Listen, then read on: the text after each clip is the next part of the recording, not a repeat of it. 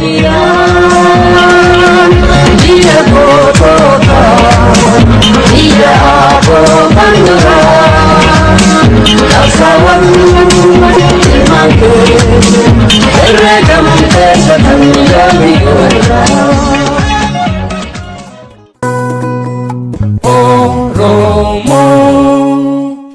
Oromoo TV. Dhaggeeffattoota Oromoo TV kabajamoo akkam jirtan? Sochii xumura diddaa gabrummaadhaa akka Oromiyaa keessatti gaggeeffamaa jiru irratti akeeka qaban akka nu ibsan hoogganoota jaarmiyoota siyaasaa Oromoodhaa ala jiran afeerree dubbisuudhaan yaada qaban nu ibsa akka turan ni yaadattan. Har'as hayyuu diree adda bilisummaa Oromoo tokkoomee obbo Abbaa Nagayaa qabannee dhiyaannee jirra. Obbo Abbaa Nagayaa afeerraa Oromoo TV fudhattanii sagantaa kanarratti hirmaatuu keessaniif galatooma. Obbo Said Ali fi waayillan kee TV Oromoo TV irratti wajjin hojjettan hundi keessanuu maqaa dhaaba bakka bu'ee dubbadhuu fi maqaa kiyyallee galatoomaa hiree kana nu kennu keessaniif.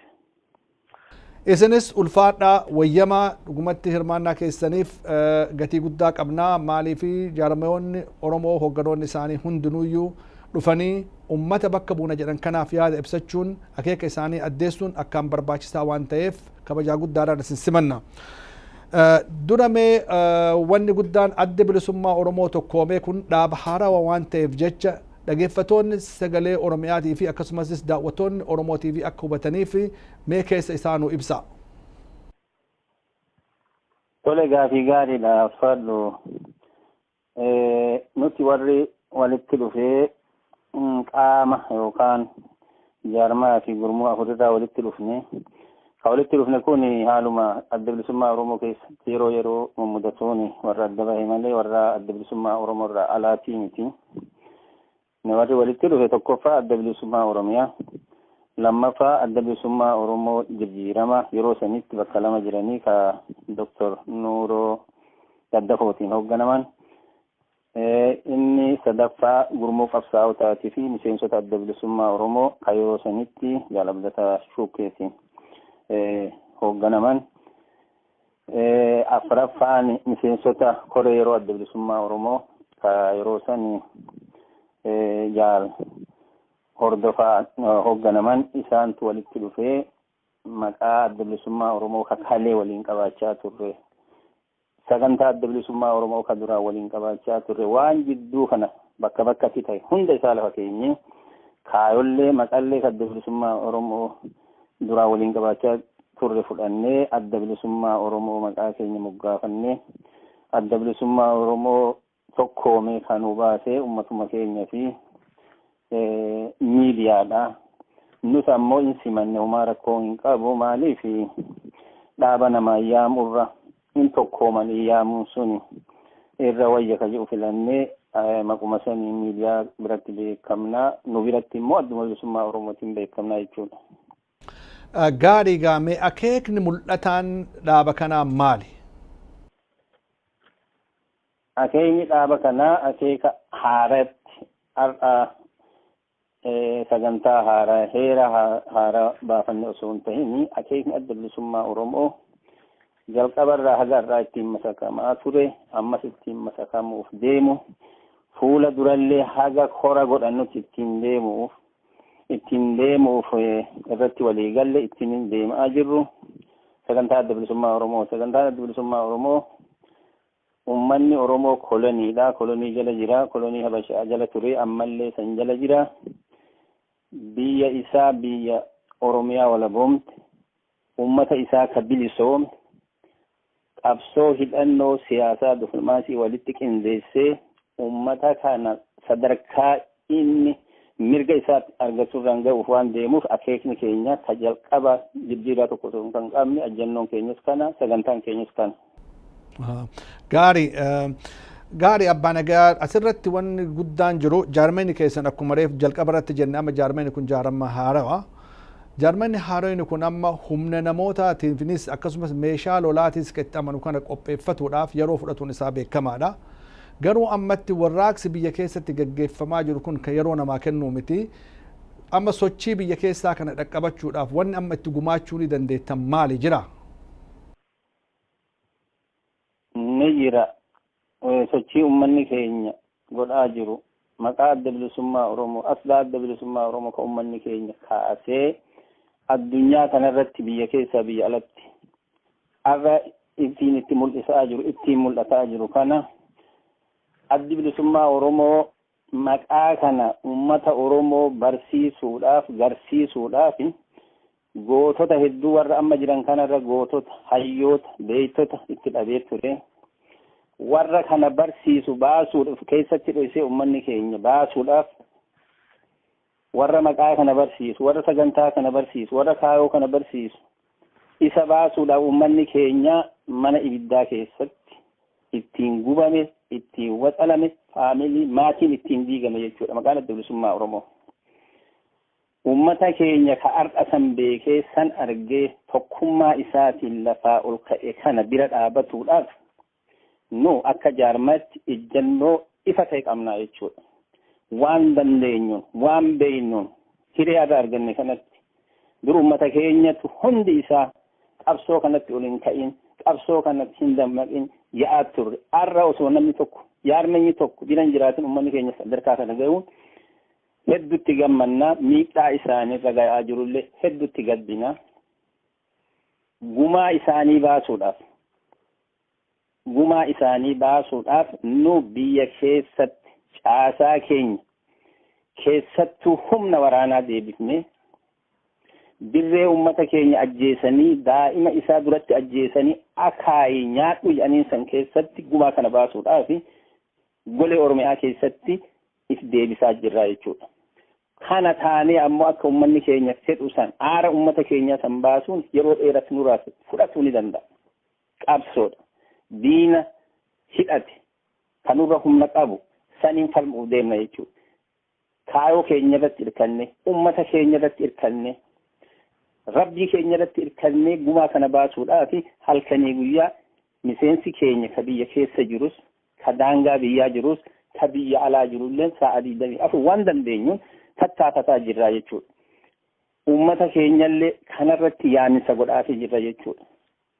Uummata keenya ka ol ka'e kana ka kaayoo adda bilisummaa Oromoo alaabaa isaa maratee magaalaa gudditti biyya teenya handhura Oromiyaa Finfinnee keessatti waliin awwaalamaa jiru kana har'a akeeka inni irratti walii gale kana jalaa jallisurra akeekni kana isaa jabeessuun barbaachisaadha. Oodanurraa eegamu akka jaarmatti bahachuun barbaachisaadha.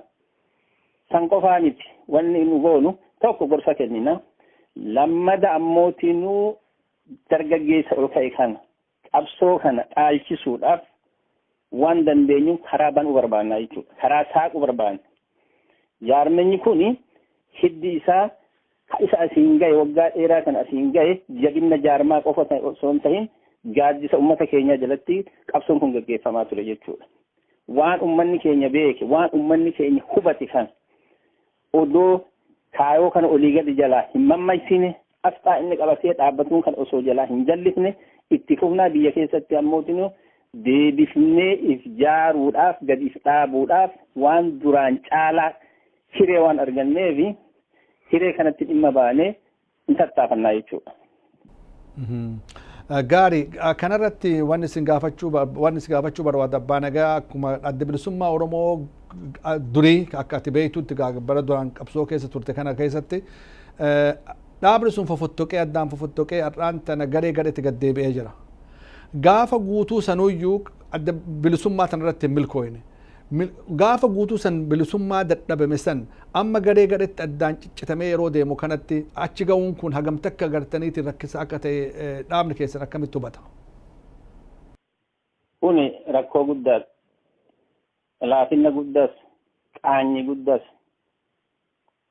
namni jaarmaa tokko kaayoo tokko jala waliin ture bakka bakkatti wal qooduun qabsaa'ota sabaa tahanii wanni akkanaa nama keessatti argamuun hedduu ulfaata. Hedduu uummata keenyallee hamilee cabse. Hedduu immoo diina keenya fi farreenillee onna itti godhe. Nu gaafa akka jaarmatti if gurmeessine jaalannee osoo hin ta'in dirqamneeti itti seenne. Akka waan raayineeti waan amma tahaa jiru kana miidiyaa adda addaa irratti ka ibsataa turre, xalaa adda addaa illee ka baasaa turre.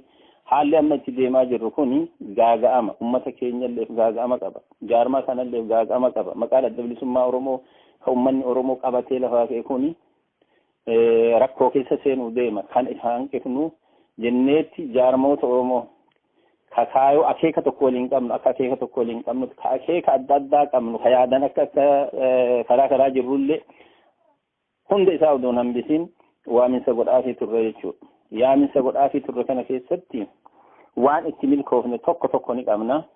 Hanqinnoonni mootinuu jidduu keenya jiran keessahuu waan uummanni keenya amma ta'aa jiru yoo walitti qabsiifnee ilaalle hir'ina guddatu jira jechuudha. Nu ammallee kanarratti wanni jechuus barbaannu, wanni godhullee tattaafan, wanni uummata Oromollee tumsa godhachuu barbaannu. Jaarmanyi maqaa baafannee teenyuun tokko ammatti bu'aan qabu. Gaafa Oromoon bilisoomte abbaan barbaade jaarmaa fedhe ijaarratuu ni danda'atti amanna nuti. Ammaaf haga qabsoo irra jirrutti jaarmanyi Oromoo ka akeeka tokko qabnu tokkuma ta'utti amanna nuti. Tumsaa'uu miti. Tumsa namni walii ta'u alagaadha malee nuti namni saba tokko keessaa beeka afaan tokko dubbannu ka kaayoon keenya sagantaan keenya maqaan keenya wal fakkaatu umaa bakka uummata Oromoo baasuun dhukkuba amma bakka jiru kana fuunee biyyattiin odoo biyyi kun bilisoomtee galuu kasaara guddaa uummata Oromoo geessa ka jennutti waan amannuufi ijjannoon keenya manguddoota jidduu keenya jirrullee beeksifnee jirraa jechuudha. Wanni kun dhumatuu qabaa. Dhumatuu yeroo katti kennaniimi wal hubannee miti. Dhumatuu qabaa yeroo gabaabaa keessatti ka jedhu xalaa keenya yaaddoo keenya illee beeksifnee jirra.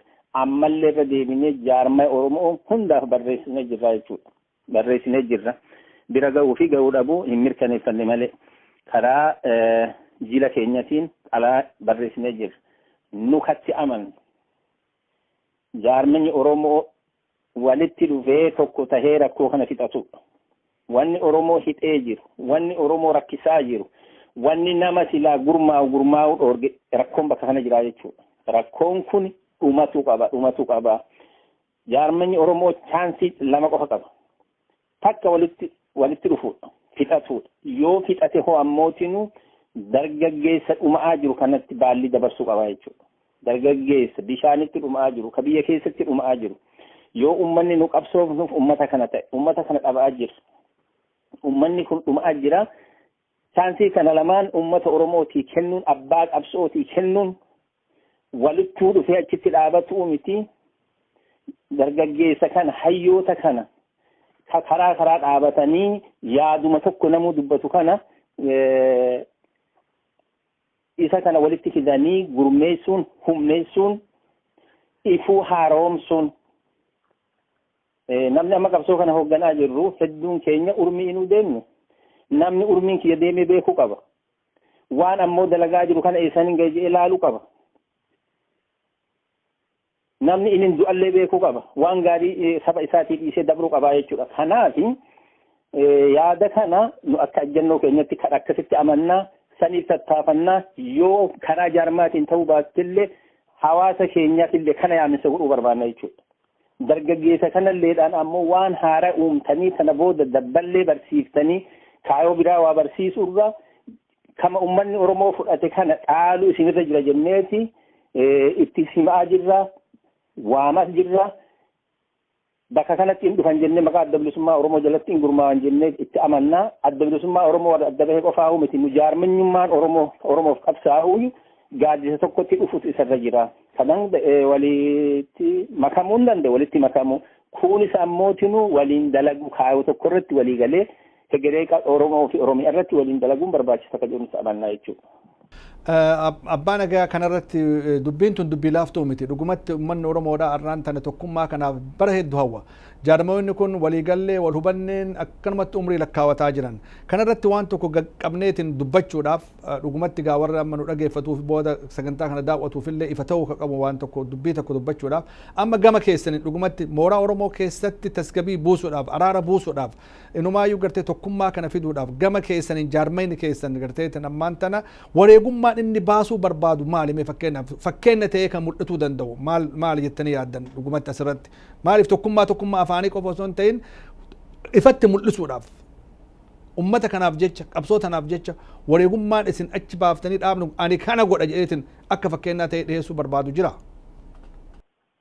Gaaffii bareeda eeyyee ni jira wanni barbaachisu qabsoo ammootinuu seenaa tokkotu jira jechuudha jaarma Oromoo keessatti hundi keenya namni Oromoo ta'e ni beeka jechuudha. Ana jaarma Oromoo keessatti kan argu adda bilisummaa Oromoo qofa osoo hin tahin namnummaan jaarma hawaasaa osoo hin jenne hawaasa aadaa isa danda'e qabaa ka gadaa sirna isa danda'e qabaa san odoo hin taane jaarma siyaasaa Oromoo keessatti tokko ka rakkoodha. Ani deddeebi'ee ka duris ja'aa ture ka ammas ji'uu barbaadu namni gaafatama dabarsuu dadhabutu rakkoo dhale jechuudha.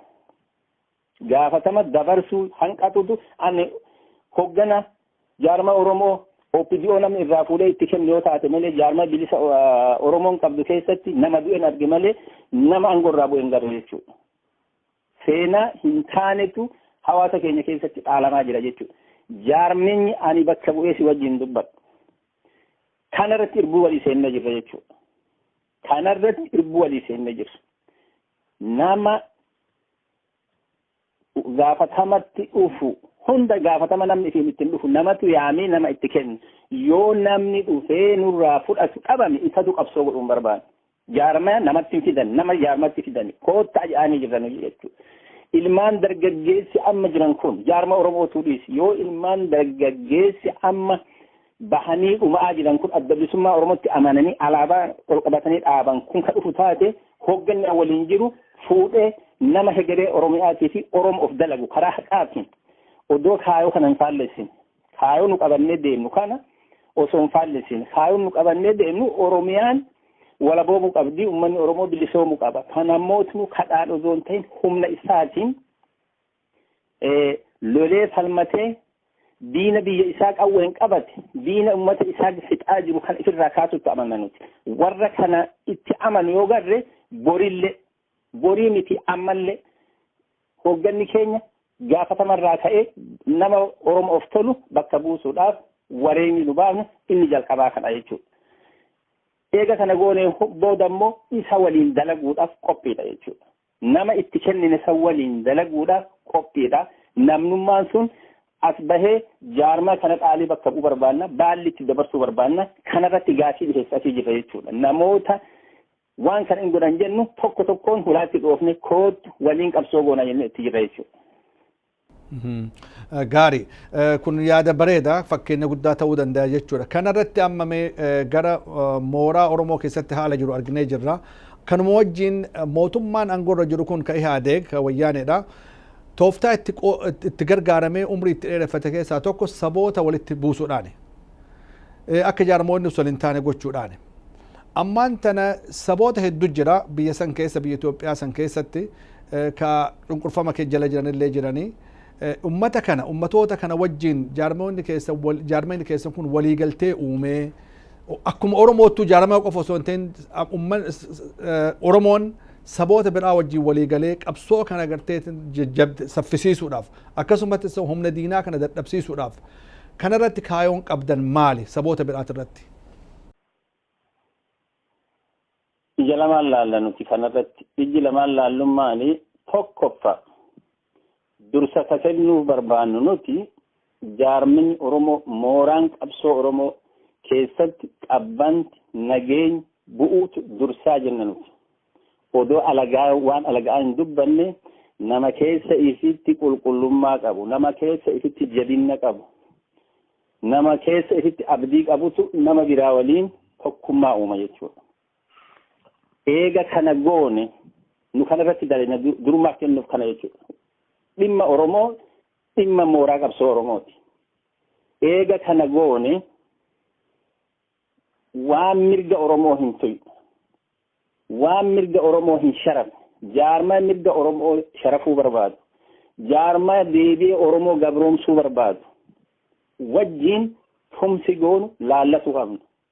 Kasanirraa alaa nama diina kaayoo kanarratti dhakaa darbatu wajjin abbaa fedhe waliin tumsa hariiroo waltumsa wal gargaarree mirga ummata isaatiif innis nus mirga ummata keenyatiif falminu hin balaaleffannu jechuudha. Haa ta'u ammootii nuun bakka san gahuudhaaf isii immoo mooraa keenya keessatti furmaata godhutu irra caalaa kana filanna nuti. Kasanii alaa ammootii nu tumsa diina irratti godhamu tokkollee hammeenya sirraa hin qabnu fuula durallee kun wama tahus malu fakkii tokkoon kaasuu barbaada.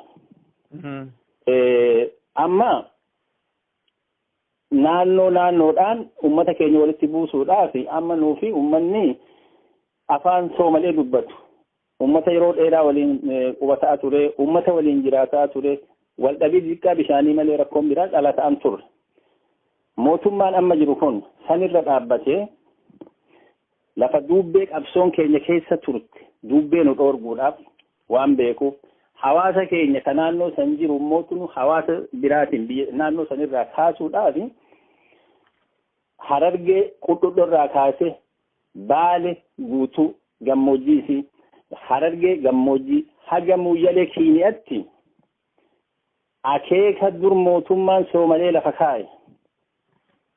Seenaa tokko ijoollummaatti dhaga'uun ooltu jeetii yaada yeroo san ijoollee taate malee mootummaan Soomalee waan lafa kaa'e tokkotu jira. Yeroo uummanni keenya fincila diddaa gabrummaatiif akkuma amma fincilaa jirutti fincilu Soomaleen san keessa lafa bal'ifannaadhaaf maal jette Soomalee galbeedhiin ka yeroo san beekamtu Soomalee dhi'aatiin ka afaan keenyaan jedhamtu suni Jijjigaa fi Hararii fi Gobbaa lafti keenya akkaan bal'oo yaa nageellee fi masnuu jette hawwisoon isaanii sirbite jechuudha.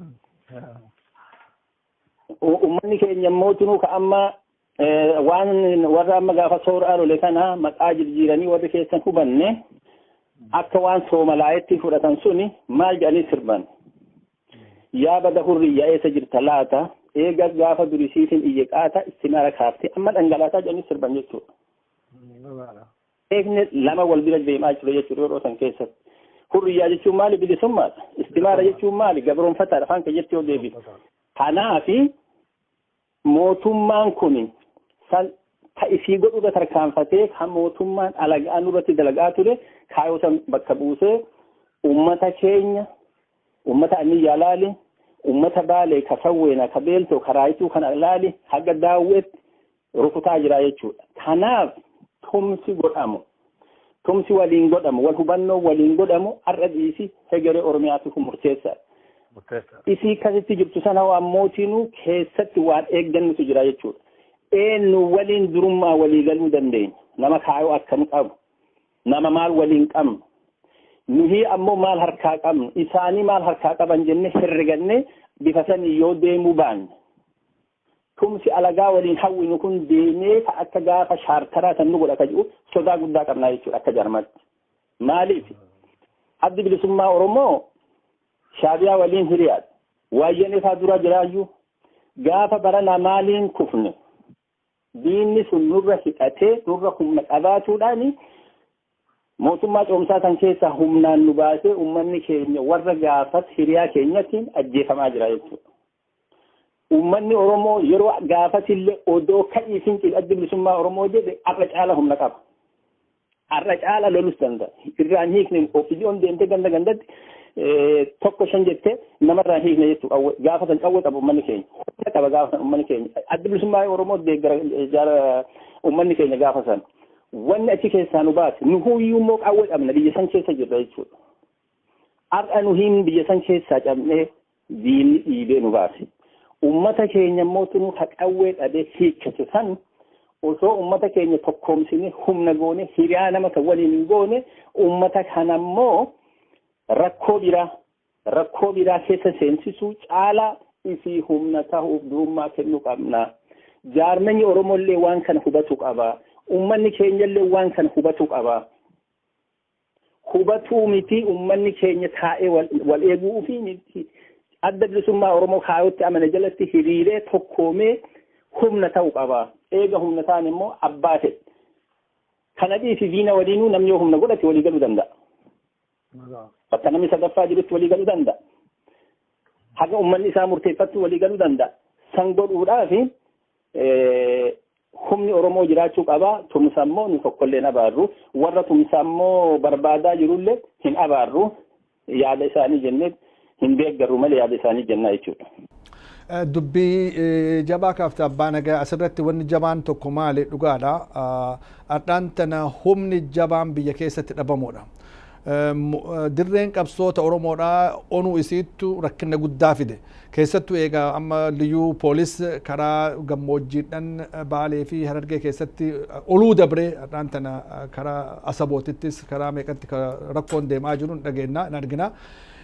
Kanarratti ammaan tana biyya alaa kana taa'anii keessattuu humnoonni Oromoodhaa ka Oromoodhaaf qabsoo gaggeessaa jiran kun biyya alaatti hafuun kun dhiibbaa guddaa fidaa jira. Kanarratti mee akka nama qabsoo keessa bara dheeraa turetti yoo laaltu obbo kiyya ummanni humni ala jiru kun jaarmoota jechuudha ala jiru kun biyya keessatti duubbee tolfatee ummata kana humna ta'uudhaaf barbaachisummaan isii hagamta akka taate osoo daawwattoota Oromoo TV kanaaf nu ibsite. Kuni barbaachisaa qofaa miti dirqama waan kana hedduu fide ummata Oromootiin miti waa lamatu fide tokko diigama jaarmanii guyyaa wal diigutu fide jechuudha. Mee jaarmoo keessa jiru adda bilisummaa Oromoo haa dubbadhu.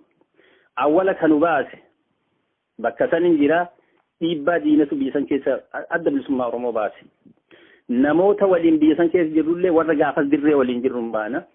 Maqaa isaanii balleessu ka waliin hin jirrellee gaafatan namni jaalatee ala baana jedhee filatee hin jiru. Dhiibbaa diinatu baase jechuudha. Dhiibbaa diinaa sana ammoo tinu kan baase san oddoo biyya sanirraan deemne ollaa sanitti deebinee humna jabaa taane jechuudha. Humna jabaa biyyatti deebi'uu danda'u taane jirra jechuudha. Anuu miila kiyyaanin miilaan biyyaa bahee waraana baadhee qawwee baadhee biyyatti deebi'e jechuudha. Waan san ammoo tinu kan kuffise diina qofaa miti. Nutu wal kuffise jechuudha. Nu wal kuffisuun nu wal mormuun jaarmaalee kuffisee ummata Oromollee kuffisee sadarkaa amma irra jiru kanaan nu gahe jechuudha. Sadarkaa daa'imni keenya qawwee namni keessa deemee gandatti ajjeesee irratti dhiichisu irra jirra jechuudha. Gaafa kalee nu hidhannee jirru gaafa nu kalee lola'aa jirru wanni akka dalagamu kana diinuu irraa qusata jechuudha. Irraa qusata ummanni keenya gaaddisa tokko huloo tokko dhabe jechuudha. Gaafii ati na gaafatteef falli jabaan ummatni keenya ka'e ummata keenya irraa wanni himannu tokkos hin jiru. Ummatni keenya gurra nutti godhe. Ummanni keenya gurra ifitti godhe. Ummanni keenya eenyummaa if mul'ise jechuudha. Jaarmanni Oromoo ka Oromoof hin qabsoo godha jiru. Ta'a ammaa kana keessatti walitti dhufus qabaa, fixatus qabaa, fixatu yoo fixates ammoo biyyatti deebi'uu qabaa. Lolus qaba, lolchiisus qabaa. Namni lolus hin jiraa. Namni lolchiisus ni jira. Hidhaa qal'e kana keessaa if baasutu jira. Amma jechoota tokko yeroo dhageenyu namas qeequuf miti. Karuu ammootinu dubbii waa waliin qabnuuf nama callisiifta. Lolli ammatti hin barbaachisu warri jiraachuun isaa ni mul'ata. Lolli nama gabroome yeroo hin barbaachifne hin qabu. Yeroo hin barbaachifne namni gabroome humnatti dhabe malee lolli guyyaa hin barbaachifne Oromoof hin jiru. Haga guyyaa bilisoomtutti. Maaliif diinni karaa nagayaatiin namarraa ka'u diina kanaa miti. Diina amma nu qabatee jiruu fi diina karaa nagayaatiin Suuz Afrikaa fa'arraa ka'e. Biyya Hindii fa'arraa ka'e nama bakkatti galuu qabu nama quufee lafa bal'ifataadhaaf namatti burraaqaa tureetu karaa nagayaatiin namarraa ka'e. Kuni diinni bakka itti galuu hin qabne qawwee alatti loluu alatti ummanni keenya humna godhatu alatti nurraan ka'u. Diinaan loluudhaaf ammoo biyya alaa teessee loluu waan hin dandeenyeef haaluma amma itti jirru kanaan duubbee banataa jirru kanaan nama hidhachiifataa jirru kanatti jaarmanni biyyatti deebi'uun isarra jiraataa jechuudha. Jaarmanni yoo jennu immoo qabsoon biyya jirtu jechuun hin danda'amu. Ka amma lola'aa jiru, ka amma dhumaa jiru kun abbaa qabsooti uummanni Oromoo lola'aa jira. Namoonni mul'atan kun ka maqaa jaarmaatiin namni biyya alatti argu kun biyyatti deebi'ee uummata isii keessatti argamuun waliin du'uun hadhaata waliin fudhatuun dirqama jechuudha. Yoo san ta'uu baate immoo nama biyya jiru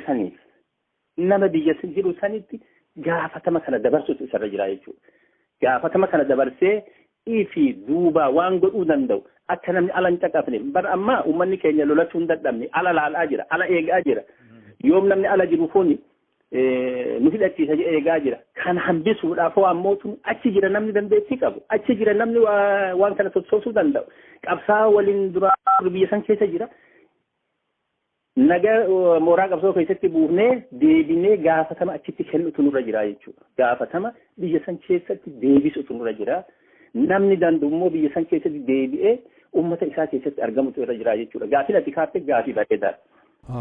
Gaarii kanarratti ammallee achumarratti deebi'a maalii fi dhugumatti yaada cimaa tokko achi keessatti ka'ee ummanni biyya keessa jiru yeroo dheeraadhaaf ummata biyya alaa jiru jaarmaya biyya alaa jiru kana eega jechuun sun haqa dhugaadha amma kana dhabamsiisuudhaaf kana yaada san jijjiiruudhaaf wanni godhamuu qabu namoonni tokko tokko maal jedhan asirratti biyya alaa kana keessatti jaarmayoonni Oromoodhaa ka ala jiran yeroo Oromoon dhiigaa jiru kanatti dhumaa jiru kanatti dhiini kun duuti tun yoo tokko isaan hin taasifne inumaa dhabamuu isaanirra jira akka ummanni garteetin isaan abdateetin ifin daganne ummanni akka gartee beekee nama hin qabu jaarmaya hin qabu jedhee if keessa hoggana baasuuf yookaan tokkoomuu yookaan dhabamuu yaada jedhu jira. Akkamiin ilaalama jaarmaan kan akka nama tokkootti akkamiin ilaaltame akka nama qabsoo keessa ture tokkotti akkamitti ilaalta obbo Kiyya. Gaafii lama ol keessa natti kaafe bareeda. Inni dhabamuu jedhu warra dogoggoraadha sun aaraan jee malee waan dhugaa miti. Maaliif jechuudha. Amma dura waan inni namni kun qabsoo godhu asii waan sadarkaa kanaan ummata kana gahe qabsoo inni amma dubbatu kana. Dhaaba inni amma jaalatu kana wareegama hedduu hadhaa hedduun guyya tokkoo miti bara tokkoo miti waggaa dheeraa keessatti dabarsee jechuudha. Kunis ilaalamuu qaba. Dhabamuu miti silaa wanni inni jedhu irraa fuudhu osoo jedhani irraa fuudhu. Warri ammoo ba'aa kana ifirra kaayee waliin taa'ulleen ifirraa dabarsu osoo jedhe irra bareedaa jechuudha. Kanaafi jaarmaya Oromoo keessatti rakkoon jaarmenyi Oromoo waldhabni isaa kun godhe keessoo maqaan adda bilisummaa Oromoo godhe namoota osoo hin maqaan adda bilisummaa Oromoo godhe namni maqaa adda bilisummaa Oromoo jaalatuudhaaf kaayoo kanatti amanuudhaaf waan silaa godhu beeytonni hayyoonni walitti dhufanii waa godhan hidhamanii taa'uun isaa shakkiin tokko hin jiru. Maqaa kana qofa eeguudhaaf. Kanaaf ragaan maali? Nama duraan jaalatu maqaa adda bilisummaa Oromoo irraa ala yoo namni waan tokko godhe ummanni diineffatee itti lafaa ol ka'u maqaa kana jaalatuun kaayoo kana jaalatuun kaayoo kanatti amanu kaayoo kana immoo addan jaalanne ummanni keenya wanni inni jaalateef maqaan kun gootota wareegaman gootota lubbuu jijjiirraa hin qabne itti kennanii walitti hidhaa ta'e waan isa bira ga'eef nama itti dhabe qabeenya itti dhabe waan diinni maqaa itti moggaasee nama maqaa jaarmaa biraa himatu kan jaarmaa biraa qabu yeroo ajjeesuu barbaadu.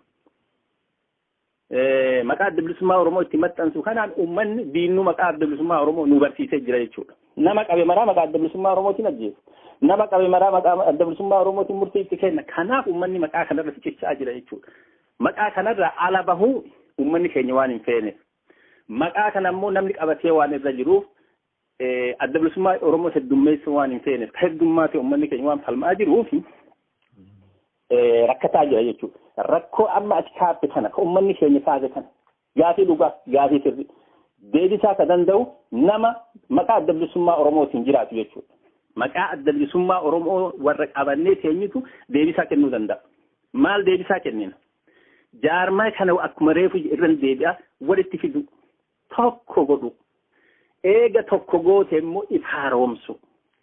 If haaromsuu san keessatti uummanni Oromoo bahaa dhi'aa kaabaa kibbaan maqaa tokkichi kanaa waan du'aa jiruuf akka inni irraa hirmaatu godhu hayyoota walitti fidu beeksota walitti fidu gaaddisa tokkotti walitti dhufanii adda bilisummaa Oromoo haaromsanii ummata biyya jirutti deebisanii kennutu furmaata gaafii ummata keenyatiif deebii ta'a.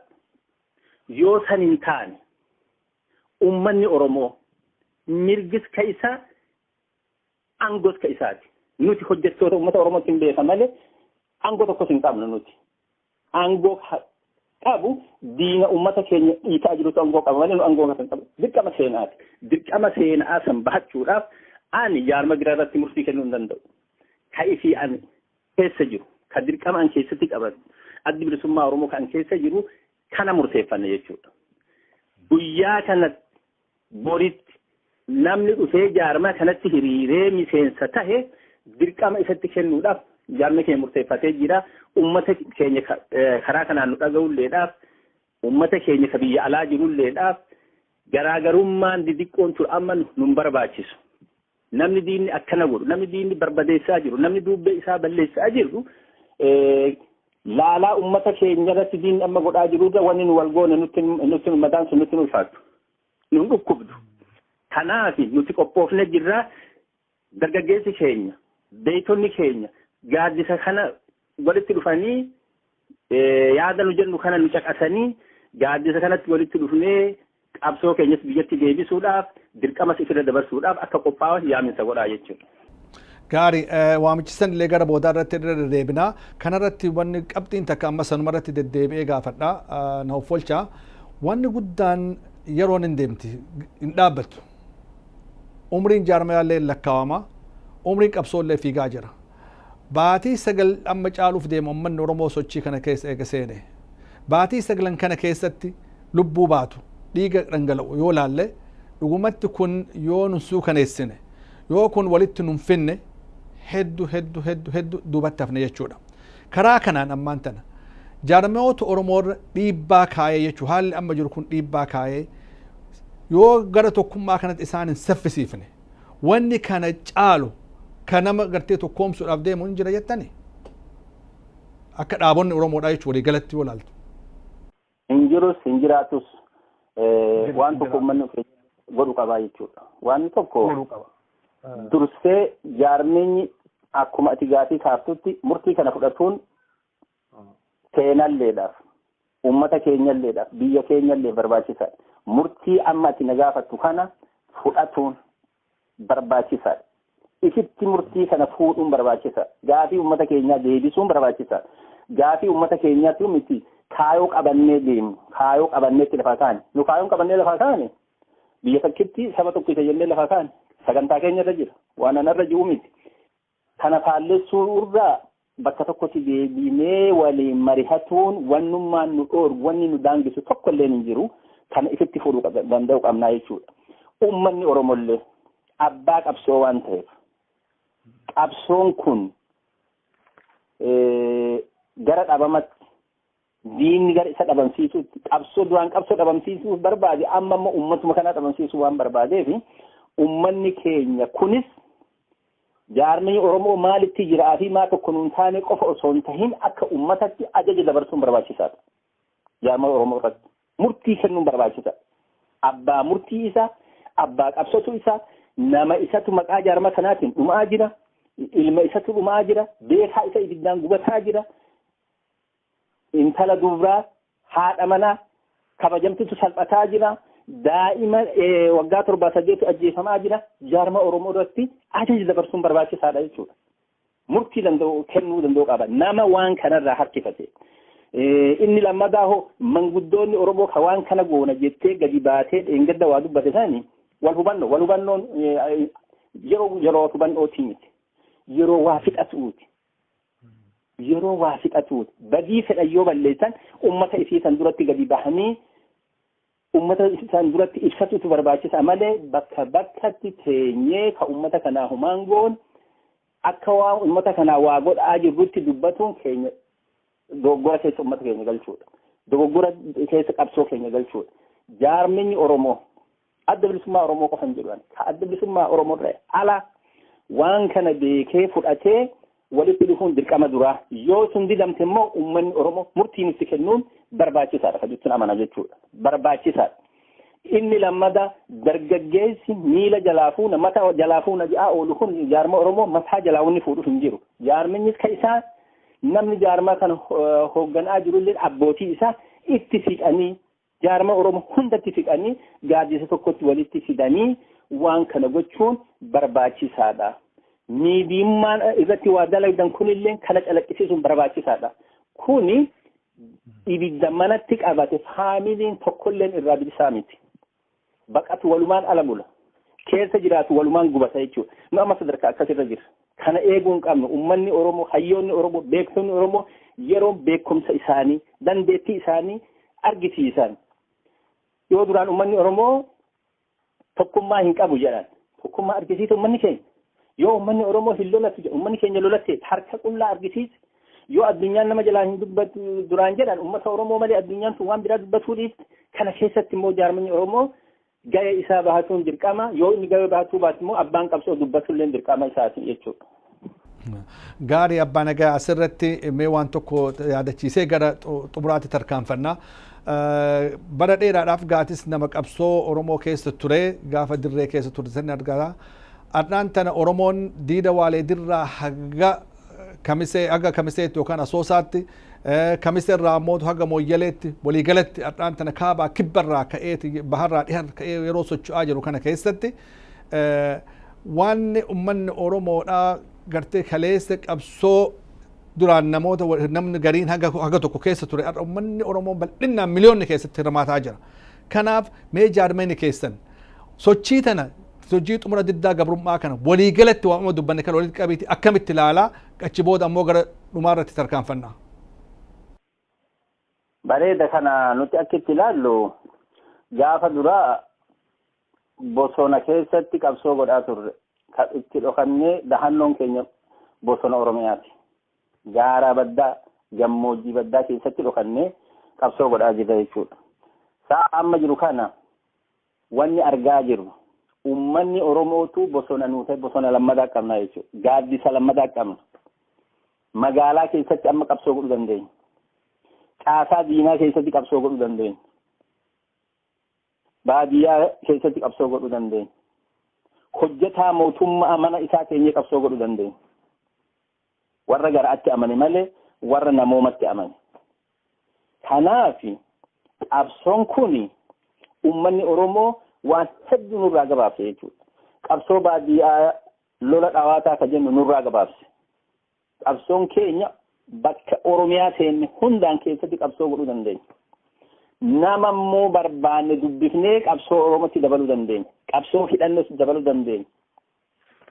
Biyya alaa ka jiru immoo ummanni keenya ka biyya keessa jiru miti dhimma diplomaasii nurraa if danda'ee jira jechuudha. Saa amma jaarmaan mootummoota addunyaa ol dhaabee jiru. Hawaasa keenya jiruu baqattummaa keessatti kunis qooda guddaa nuu kennee jira. Kanaaf haalli qabsoo aanjawaadha. Haalli ummanni keenya itti jirullee abdachiisaadha. Qabsoon qawwee yookaan nama hidhatetu gabaabbate humna dhabe jenna malee qabsoon keenya waan durii ol jira jechuudha. Abbaan qabsoo ummata ummanni qabsoo isaa godhataa jira jechuudha. Sodaa hunda diigee jira jechuudha. Kanaaf haalli jiru kutaa ati maqaa dhoofte baha kibba kaaba osoo hin jenne ummanni Oromoo hundi isaa qabsatti jijjiiree jira jechuudha. Ummanni keenya haga guyyaa bisoomitti hundi loltuu nu ta'ee jira jechuudha. Loltuu biraan barbaannu nuti. Warri ala jirullee kana beekee ummata keenya ka biyya keessa jiru gumaa bar nama ajjeesirraa baasan aadatti. Nama ifii wal'aanatuun ka madaa'e wal'aanatuun ka du'e awwaalatuun waan aadaa ilma namaa keessa jiru Oromoo qofaan namaa keessa jiru jechuudha. Karuu ammootiin gumaan ka irraa baafamu diina irraa baafamuu qaba jechuudha. Gumaa ka baafamu irraa fudhannu nuti diina keenya. Qawween amma qawween isaan argamaa karaa kamiin jedhamu qawween diinni baatee jiruun suni nuti qawwee diina irraa qabna. Qabeenyallee baankii diinaa keessaa qabna jechuudha. Kanaaf nuti gurmoofne humna ta'uu qofa nu barbaachisu. Gurmoofne sagantaan dalaguu danda'uudha. Kanarratti ummannis keenyas akka nu beeku nulleen ammootinuu qabsaa'onnillee kanarratti ol kaanee onnee godhannee qabsaa'u nurra jiraataa jechuudha. Dubbii gaariidha. Kanarratti abbaa nagaa mee dhaamsi dhumaa ka ummata biyya keessatti du'aa jiruu qabdu ummata biyya alaa keessa jiruufis akkasumas jaarmiyoota Oromootis hayyoota Oromootii waliigalatti dhaamsa ati qabduu fi akkasumas ammoo wanni an sin gaafatin ka ibsuu barbaaddu yoo jiraate hiree sii kennaa itti dhiyaadhu. Hayyaata galatoomii ulfaadhu ummata keenya ka biyya keessa jiru ka biyya keessatti falmataa jiru amma dubbiin jibbaa qofaa miti mala gaafataa tooftaa gaafataa diina jibbaa qofaan hin injifatan humna qofaan hin injifatan diina malaan cabsan okteeni ibiddi bishaan oktetti dhokatanii achi keessatti ibiddi danfisaa jiran. Kanaaf amma hayyoon beeytoonni warreen muuxannoo adda addaa keessa jiran ka biyya san keessa jiran ummata keenya malatti tooftaatti diina akka injifatanitti irratti dalaguun barbaachisaadha. Diinni durillee kan nurratti dalagaa ture qaroo nu keessaa ajjeesee duwwaa nu hambisu beekaa nu keessaa ajjeesee kaamman hidhatte hamilee isaa cabsee yeroo dheeraa diinni kana durallee nurratti akka dalagaa ture hundi isaanii keessanni beeytanii. Kanaafi ummata keenya akka inni humna ta'u akka inni ittisu akka inni tooftaan deemu alagaan wanni barbaadu nama biraatiin walitti nu buusu amantii walitti buusu kanarraa bilisa ta'e ummanni keenya jabaatee if eeguun barbaachisaadha. Wanni isin gootan nama du'eef hin gaddina.